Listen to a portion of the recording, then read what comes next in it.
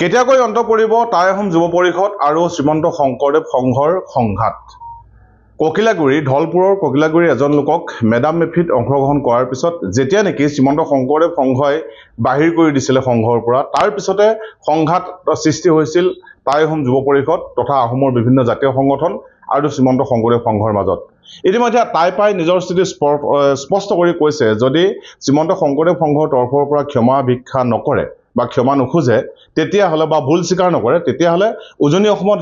শ্ৰীমন্ত শংকৰদেৱ সংঘৰ যদি কিবা অনুষ্ঠান হয় তাত পোনপটীয়াকৈ তেওঁলোকে বাধা আৰোপ কৰিব, অসম বন্ধ পৰ্যন্ত দিম বুলি ইতিমধ্যে টাইপাই স্পষ্ট কৰি দিছে তেওঁলোকৰ স্থিতি, আৰু সেই স্থিতিটো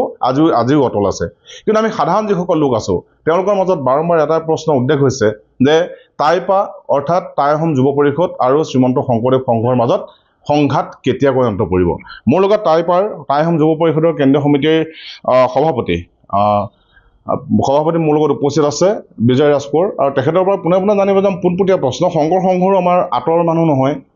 বা টাইপাৰো আঁতৰ নহয়, বা যিজন লোকক নেকি বহিষ্কাৰ কৰিলে তেওঁ এনেকুৱা অক্ষমনীয় ভুল কৰে নাই যাৰ কাৰণে নেকি এখন সমাজে বাদ পেলাব পাৰিব। একেবাৰে ইয়াৰ পৰিণতি কি? পোনপটীয়া প্ৰশ্ন, কিমানলৈকে আপোনালোক সাজু, মানে কেতিয়াকৈ অন্ত পৰিব আমাৰ পোনপটীয়া প্ৰশ্ন? চাওক, গোটেই বিষয়টো অন্ত পেলাবলৈ আমি তেওঁলোককে বাৰে বাৰে আহ্বান জনাইছিলোঁ, কাৰণ প্ৰথম ভুলটো তেওঁলোকৰ। কাৰণ তেওঁলোকে ইতিমধ্যেই আমি যদি চাওঁ 2022 চনত এটি ডাঙৰ ভুল কৰি থৈছিলে। এই ভুলটো হৈছে আমাৰ পবিত্ৰ যি চকলং বিবাহ পদ্ধতি, এই বিবাহ পদ্ধতি তেওঁলোকে অপমান কৰিছিলে, আৰু বিবাহ পদ্ধতি কৰাৰ কাৰণে এঘৰ মানুহ কৰিছিলে, আৰু সেই সময়তে গোটেই অসমত থকা আহোম জনগোষ্ঠী জাঙুৰ খাই উঠিছিলে, আৰু তেওঁলোক আহি পিনে সংবাদ মাধ্যমৰ আগত টাইপাৰ আগত ভুল স্বীকাৰ কৰিছিলে, ক্ষমা মাগিছিলে, আৰু ভৱিষ্যতে এই জনগোষ্ঠীটোৰ কোনো ৰীতি নীতি পৰম্পৰাক অপমান নকৰোঁ বুলি প্ৰতিশ্ৰুতি দিছিলে। আৰু আজি যদি চাওঁ 2025, এই 25 চন আজি কেইবছৰ হৈছে? 3 বছৰ হৈছে।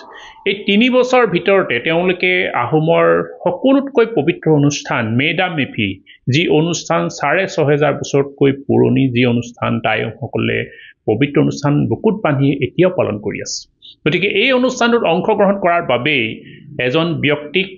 যিজন চন্দ্ৰ বৰুৱা, তেখেতক সংস্কাৰ হ'বলৈ বা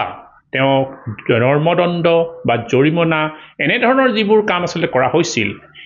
এই কথাখিনি আহোম জনগোষ্ঠীটোৰ অন্তৰত আঘাত দিছিল। এইকাৰণেই যে আচলতে সংস্কাৰ হোৱা মানে কি বুজাইছে, গোটেই অনুষ্ঠানটো অসংস্কাৰী অনুষ্ঠান, অপবিত্ৰ অনুষ্ঠান, এই ধৰণৰ কথাখিনি বুজোৱাৰ কাৰণে জনগোষ্ঠীটো যথেষ্ট ক্ষোভিত হৈ পৰিছিল। আৰু আমি টাইপাইও এটা কথা সেই সময়তে আহ্বান জনাইছিলোঁ, আজি 15-16 দিন হৈ গ'ল অনুষ্ঠানটো, সেই সময়তে আহ্বান জনাইছিলোঁ অতি শীঘ্ৰে শংকৰ সংঘই ক্ষমা খোজক। কিন্তু তেওঁলোকে এতিয়াও অহংকাৰত ইমান গদগদ হৈ আছে, মত্ত হৈ আছে, যে এই জনগোষ্ঠীটোৰ আৱেগ অনুভূতি তেওঁলোকে এতিয়াও বুজি পোৱা নাই। কিন্তু এটা ডাঙৰ কথা যে শ্ৰীমন্ত শংকৰদেৱ সংঘত কেৱল আহোমৰ বাহিৰৰ যিসকল লোক আছে তেওঁলোকেই নাই, নিৰ্দিষ্ট এটা জাতি বা নিৰ্দিষ্ট এটা জনগোষ্ঠী শ্ৰীমন্ত শংকৰদেৱ সংঘত আছে বুলি আমি ক'ব নোৱাৰোঁ। আৰু তাৰে হয়তো আমি যদি পাৰ্চেণ্টেজ উলিয়াওঁ,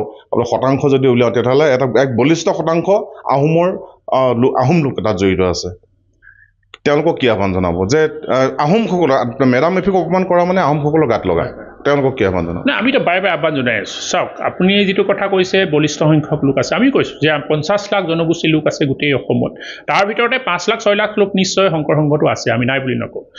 কিন্তু আমাৰ কথাটো হ'ল, আমাৰ যি পৰম্পৰা ৰীতি নীতি আমি যি পালন কৰি আছোঁ, এই ৰীতি নীতি পৰম্পৰা পালন কৰাৰ কাৰণেহে আমি আহোম হৈ আছোঁ। গতিকে শংকৰ সংঘত যিসকল লোক আছে তেওঁলোকক আমি বাৰে বাৰে কৈ আছোঁ, যদি আপুনি নিজৰ ৰীতি নীতি পৰম্পৰা যদি পালন কৰিবই নোৱাৰে, ৱৰ্ল্ড হেৰিটেজ চাইট মৈদামত গৈ যদি আপোনালোকে চাউফাসকলৰ মৈদামত সেৱা এভাগি দিবি ফটো এখন দিব নোৱাৰে ফেচবুকত, তেতিয়াহ'লে তাত আপোনালোকে শংকৰ সংঘত আপোনালোকে আহোম হৈ কেনেকৈ পৰিচয় দিব? সেইকাৰণে আমি এটা কথা কৈছোঁ যে যদি আপোনালোকৰ পৰিচয় আহোম নাথাকে, তেতিয়াহ'লে নিশ্চয় আপোনালোকৰ OBC চাৰ্টিফিকেটখনৰ প্ৰয়োজন নাই। গতিকে শংকৰ সংঘৰ পদাধিকাৰক আহ্বান জনাইছে, তেতিয়াহ'লে আপোনালোকে OBC চাৰ্টিফিকেট নিশ্চয় আমাৰ মানুহসকলক প্ৰদান নকৰিব। আৰু যিসকল প্ৰকৃতভাৱে আহোম লোক আছে, এতিয়াও শংকৰগত সোমাই আছে, যিসকলে আহোম জাতীয়তাবাদ এতিয়াও জাগি আছে, তেওঁলোকক আমি এই শংকৰ সংঘৰ পৰা ওলাই আহিবলৈ কিন্তু বাৰে বাৰে আহ্বান জনাই আহিছোঁ। আৰু এতিয়াও মই বাৰে বাৰে কৈ আছোঁ, অলপ আগতে কৈ আহিছিলোঁ যে শংকৰ সংঘই আজি 15-16 দিন হোৱাৰ পাছতো এই জনগোষ্ঠীৰ ওচৰত যি ক্ষমা খুজিব লাগিছে, ক্ষমা নোখোজাৰ পৰিপ্ৰেক্ষিতত জনগোষ্ঠীটোৰ যোনটো ক্ষোভৰ যি বহিঃপ্ৰকাশ হৈ আছে বিগত সময়ত। আৰু শংকৰ সংঘই যদি ভাবিছে সময়ৰ লগে লগে এই টাই আহোম যুৱ পৰিষদৰ লগতে জনগোষ্ঠীৰে কথাবোৰ পাহৰি যাব, সেই কথাটো কিন্তু ভুল ভাবি আছে। আমি এটা কথা বাৰে বাৰে জনাই আছোঁ যে ভৱিষ্যতে উজনি অসমত আপোনালোকৰ যিকোনো অনুষ্ঠান এটা সময়ত নিশ্চয় আপোনালোকে কৰিবই অনুষ্ঠান আজি এবছৰ পিছত হ'লেও নিশ্চয় কৰিব 2 বছৰ পিছত হ'লেও নিশ্চয় কৰিব সেই সময়ত কিন্তু আমি টাই আহোম যুৱ পৰিষদে বা অসমৰ গোটেইকেইটা সংগঠন প্ৰায় 10টা বা 11টা সংগঠনে আপোনালোকৰ প্ৰতিটো অনুষ্ঠান বৰ্জন কৰা হ'ব বন্ধ কৰি দিয়া হ'ব যিখন জিলাত আপোনালোকে অনুষ্ঠিত কৰিব সেই জিলাখন কিন্তু বন্ধৰ দৰে আমি কঠোৰ কাৰ্যসূচী ল'বলৈ কিন্তু বাধ্য হ'ম তেতিয়া ভাতি ঘাটি সংঘৰ্ষৰ নিচিনাই হ'বগৈ দেখোন যে মই পুনৰ কৈছোঁ যে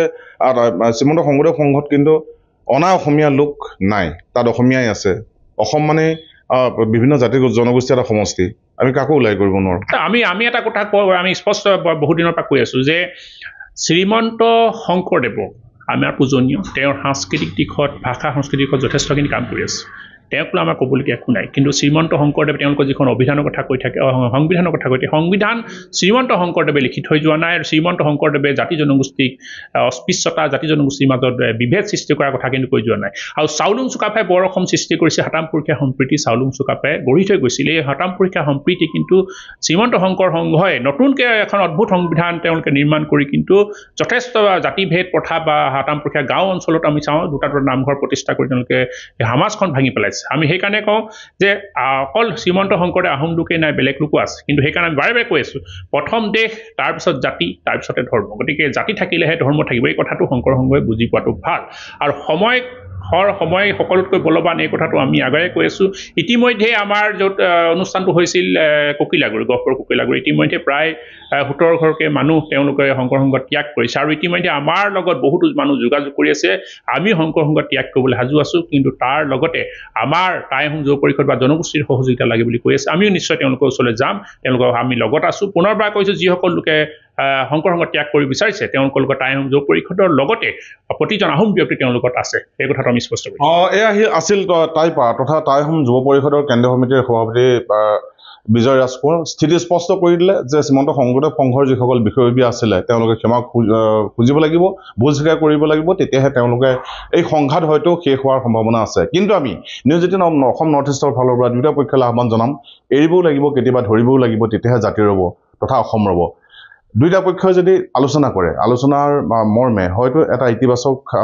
সমাধান হোৱাৰ সম্ভাৱনা আছে অন্যথা এনেকৈ যদি সংঘাত বাঢ়ি গৈ থাকে তেতিয়াহ'লে গুৰুজনাৰ যি সৃষ্টিৰাজি বা আহোমসকলৰ যি অসমৰ প্ৰতি অৱদান সকলোতে হয়তো প্ৰভাৱ পৰাৰ সম্ভাৱনা আছে আপুনি বিচৰা বাতৰি পাব কেৱল নিউজ 18 এপত নিউজ 18 এপ ডাউনলোড কৰিবলৈ স্ক্যান কৰক এই QR কোড গুগল প্লে ষ্টৰতো পাব এই নিউজ 18 এপ